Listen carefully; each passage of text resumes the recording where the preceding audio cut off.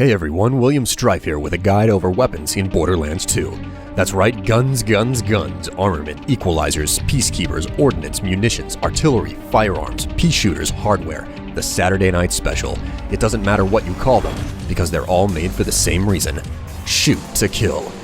All of the guns in Borderlands 2 are randomly generated, with a select few exceptions, but that doesn't mean there isn't an order to how the game creates them.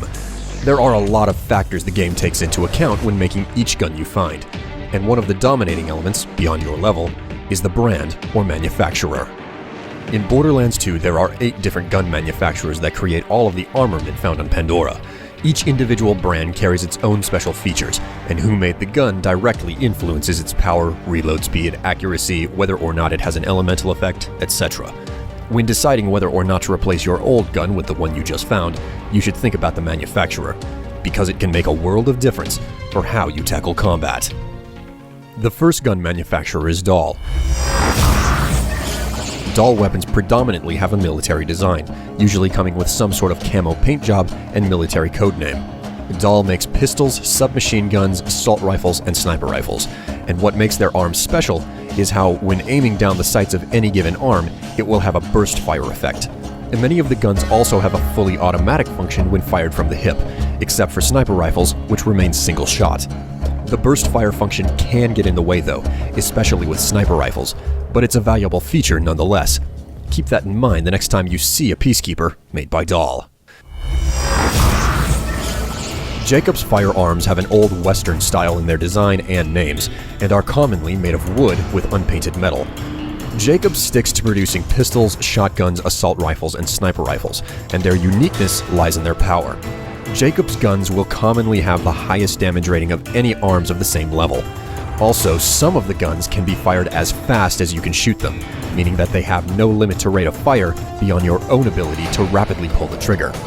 The drawback, however, is they tend to have a high kickback or recoil, and extended reload time. In addition, Jakobs guns will almost never have an elemental effect. The lack of fire or corrosive damage may be disappointing, but the sheer power and sometimes rate of fire of a Jakobs can certainly make up for the shortfall. Moving along, after the events of the first Borderlands, Atlas, one of the gun manufacturers, was put out of business. In Borderlands 2, Bandit weapons take their place. Bandit-made guns are piecemeal in appearance, since they are effectively slapped together with makeshift parts, and their names often include misspellings. By and large, Bandit guns are unimpressive, mostly making up the bulk of generic arms that are only worth selling. This also means they make every type of gun in the game, albeit usually with no attached mods like scopes, which is why they also don't make sniper rifles. However, they do excel in one area: magazine size.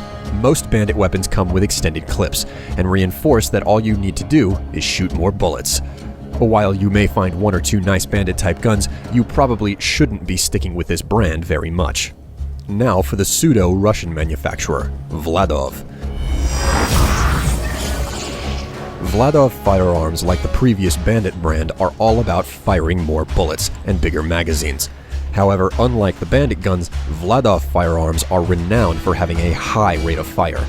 They make pistols, sniper rifles, and rocket launchers, but Vladof guns are at their best with assault rifles. This feature can be found on other brands as well, but if you find an assault rifle with 3 barrels on it, it will likely function like a minigun. Its fire rate will initially be low, but the longer it fires, the faster it spits out bullets. This feature is especially useful with Vladof guns because of their extended magazine. Just keep your eyes on the brand the next time you come across a gun with this particular feature. If you're hooked on guns with elemental effects, Maliwan arms are an absolute must for you. Maliwan firearms are both bright and sleek in their look, featuring smooth curves and unusual reload animations. In addition, they commonly have uselessly sophisticated words jammed into their names to make them seem superior.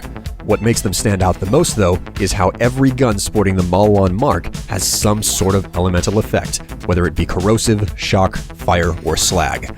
The only exception is Maliwan guns will never have an explosive effect, because it's a feature always found on guns from the next manufacturer. The Torgue brand excels at one thing: explosions. Though the guns they manufacture aren't guaranteed to have an explosive effect, each and every one is very likely to carry the unique attribute.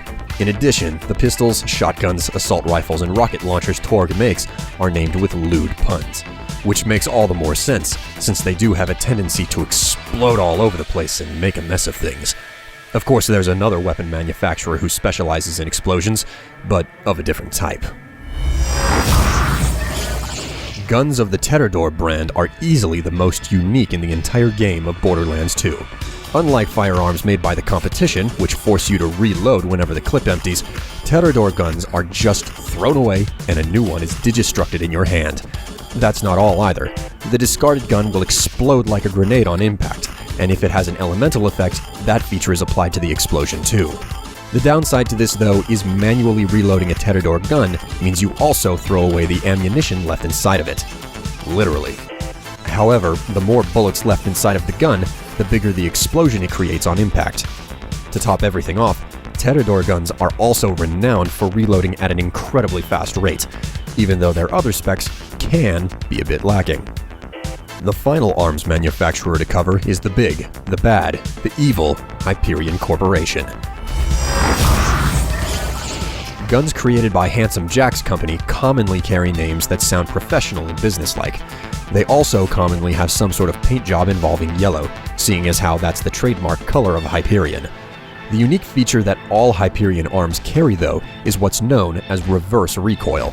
This means any pistols, submachine guns, shotguns, or sniper rifles carrying the Hyperion mark have crap for aim before you shoot them.